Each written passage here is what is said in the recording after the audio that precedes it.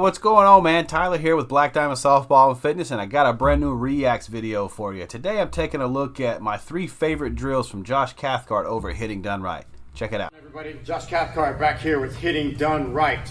For this next discussion video, I'm going to talk about front arm, specifically the front elbow. Work the elbow up, okay, the front elbow up, getting the barrel working back, that type of deal, versus the guys who were thinking more knob to the ball, hands to the ball. The front elbow, front arm, front elbow, however you want to think about it, is going to react to pitch location. It has to do with timing and location. Ball right down the middle, okay? I'm not going to come and chop down literally on that ball. My elbow is going to work up slightly for this location, keeping my hands above the ball. It's not going to shoot up this way and drop the barrel down here, but it is going to come up a little, and then here we are at contact. Again, slightly up, barrel's working back, right here. For this, when you look at that, if you go back and we go through that chopping motion, if we allow that elbow to either work down or to stay in a downward motion, that's where my hands are going to go as well. So to promote that hand flip, to really get that barrel to work back, that elbow needs to come up slightly. Now sometimes it'll come up more depending on that pitch location. Slightly up, look, barrel's working watch back, the hand flip. right here. If we don't do that, if we don't allow that elbow to get out and get out of the way, properly, not just like you're saying, don't just take it up and out of the realm there. It's got to be controlled where it goes, but we don't want to be bringing it down. For this pitch down and in, I'm obviously not going to get here and do this, okay? As I start to turn, that elbow isn't working up and going this way. It's working across, same plane basically as it started, and now my hands are going to work to location, and there I am. He's really talking about working with natural motions. It's not natural to take that elbow up by your ear and try to get the barrel to swing through. That's just not natural. Elbow is going to start to work up.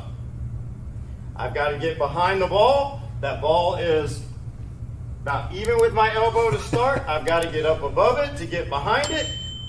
And there we go. Okay? And then the fun one. Okay? The elbows are now going to come up. They just trust their turn at that pitch, and it may look a little weird when they get there. A lot of girls swing at that pitch right there. Rightfully so. It's a borderline pitch. It's one of those 50-50 type pitches. They're going to swing at it because it's up in their eyes a little bit, and it's closer to their body. So that defense mechanism kind of clicks in, that fight or flight. So it's inside. It's a fastball. We can get to it. I don't have to reach for it. I'm not going like too far up. It's close enough to me where I'm not trying to get out of my zone to hit that ball. So that pitch right there is one of those pitches that the lesser hitters, if you will foul off or get jammed or start to swing, and then it's really close to them, and then they'll end up stopping or backing off of it and taking that pitch. A lot of times it's a strike. But if we can get them to get that confidence, to get that elbow cleared so my hands can get to that inside pitch, do a lot of damage. They have elite turn ability, but to teach every young hitter, okay, that you come in contact with, hey, you got to get your front elbow up, okay? That's inaccurate, okay? If you teach knob to the ball and you get kids that are chopping down, that's not really what's happening. That's inaccurate, okay? If we will just pay attention to pitch location and timing, the front elbow will react to that just as a natural swing. Yeah, that's a couple of big points right there. The location and the speed of the pitch really determines everything there is about our swing. You know what I mean? Your swing will look different to a pitch that's down and in versus up and away.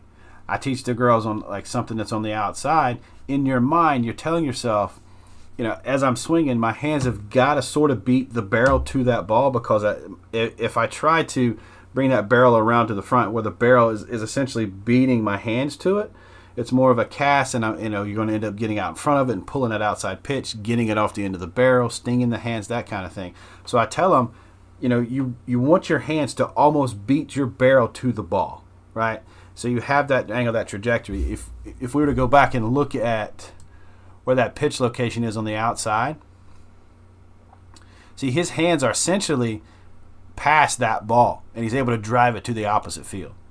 That's what we're doing now. If you take and have that barrel out in front of that, like if you're getting that ball too soon on the outside pitch, not letting it travel, that's where we end up getting into trouble.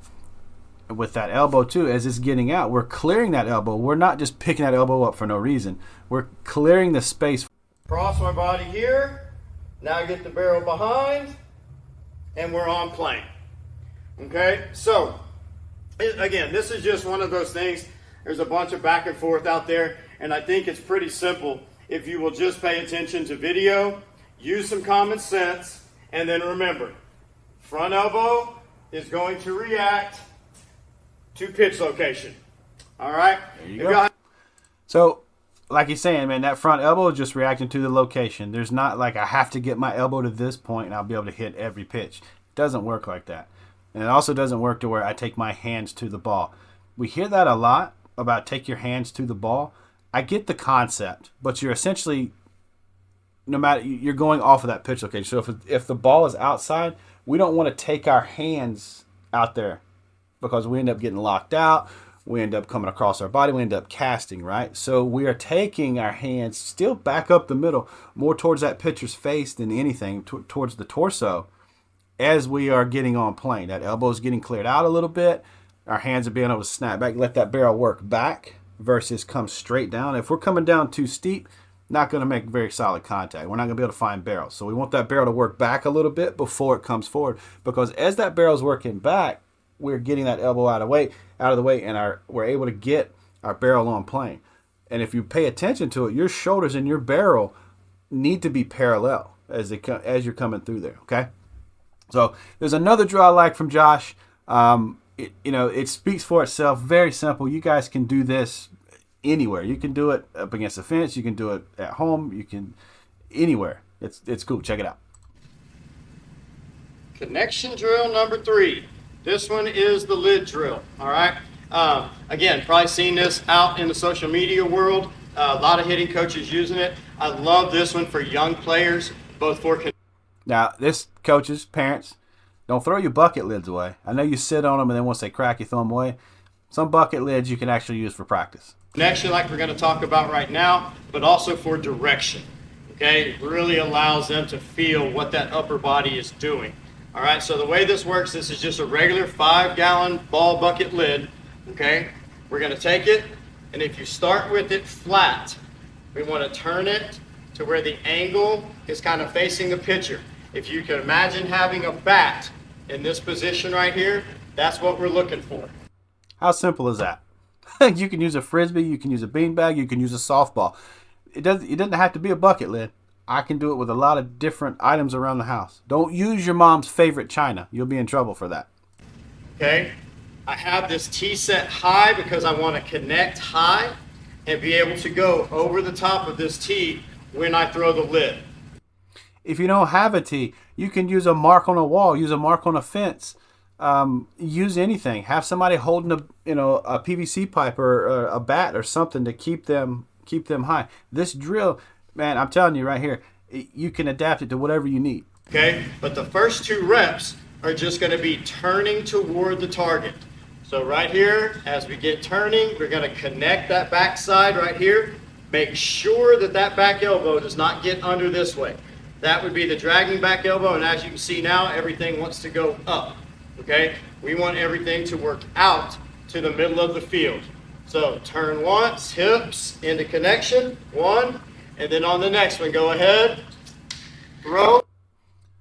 Look at that. One thing I want you to pay attention to is his hands. Look at his hands. They're not cattywampus. They're not crazy. They're not across his body. They're not short. They're together. You should have it right back up the middle, kind of like you're looking between your hands right there. This is going to be good direction, and my eyes were at the tee. All right? So with that one, Easy, easy. You can do it anywhere. Don't need a ball. Just grab that lid, turn the connection, and let it fly. All right, so here's another one. Check it out. Hey, what's going on, everybody? Josh Cathcart here, hitting done right. I am at Hardball Academy in Pearland, Texas. Anybody else from Pearland, Texas? Anybody else? Leave a comment below. Tell me if you're from Pearland, Texas, or for that matter, leave me a comment below. Tell me where you are. Just like the name says, we are actually going to hop back, be able to hold, and then get into our swing. All right? I've got rings down on the ground just because we have them here at the academy. You can put duct tape X's. If you have rings, great. Or if the players know where their front foot goes and you don't have to worry about it, even better. Okay? The way we're going to set this up, both feet in the ring, hands where they would be in launch. Okay? We are not going to just step back here. You're actually going to hop, be able to hold, and then come through that and make your swing. My front foot landed back in this ring, and we want to make sure that we have balance at the end of this. The reason why you hop is because you want to exaggerate that load. You want them to feel that energy, that momentum getting back there. So you can tell them, like, hey, that's where it's got to be. You can get to there naturally in your load launch, right? But this right here is for those kids that really aren't into their hips, don't know how to get into their hips. And the drill also helps those ones that maybe get too far back in their load. You know, if you've seen Josh on the podcast where we talk, there's definitely different variations of loading. Don't get me wrong. But one thing is constant. If you allow your body to go back into your load, what goes back also goes forward. And also in the load, if you see them squat down into their load without really getting anywhere else, they just go down and they think that's their load, what goes down also comes back up. So this drill really promotes getting into that hip coil, getting back. And if we look, we'll pause it about right there. He's staying back. We're not lunging forward. I know that energy, you want to lunge forward, you get them back here, and then they want to go forward. This drill helps them see that I have to stay back. All right? Not what we're looking for. Okay? We want a pretty aggressive move into the back leg, and then be able to hold. Right there. Get them into that hold position. Using our knees as sort of shock absorbers, as sort of balancers, and let them hold there. If you need to help hold them, you can, I get them to get firm, and then I'm able to hold that back elbow for them. So it gives them a little bit of balance, and then they can kind of, little subtle movements, but they can feel that hip as they jump. And then put them back down again and say, this time do it. There's not going to be a hold. I'm not holding you this time. Go through it. Hold, and then be able to come forward and stay balanced through our swing. Staying balanced, staying back. A couple of big points. Okay, so like I said, great for overall athleticism for the young ones, balance, rear leg stability, and then feeling that rear leg be under control as we get into the swing. Y'all give this one a try. Let you guys have fun with it. It's challenging, but at the same time, very beneficial. All right, so if you haven't checked out Josh's channel, it's Hitting Done right here on YouTube. I'll make sure I link it down below. And also, he's over on Facebook. He does a lot of stuff over there. He'll do some live look-ins on his lessons. And it's not only for coaches, but for the athletes to watch someone else their age or maybe a little bit younger, a little bit older to go through a drill and work through their progressions on their hitting. It'll give you kind of something to think about. It's really cool what Josh is doing over on the Facebook side. The live look-ins, I think, are beneficial to the greater good of the game. Being able to watch somebody. How many times do you talk about like pitchers, watching pitchers at practice or coming in early for their lesson, or whether they're 15, 20 minutes early so they can get loosened up and they're able to watch another athlete. It's the same thing going to a hitting instructor. As they show up early, they're seeing a drill that they maybe haven't ran before, or maybe it's just something that they haven't done yet, but they're able to see this and they kind of can put it in their head. That's the same thing Josh is doing over on Facebook. Check out his stuff. You can hear something, you can see something, and you can put it into your game plan, your regiment. So anyway, that's going to do it for us over here today.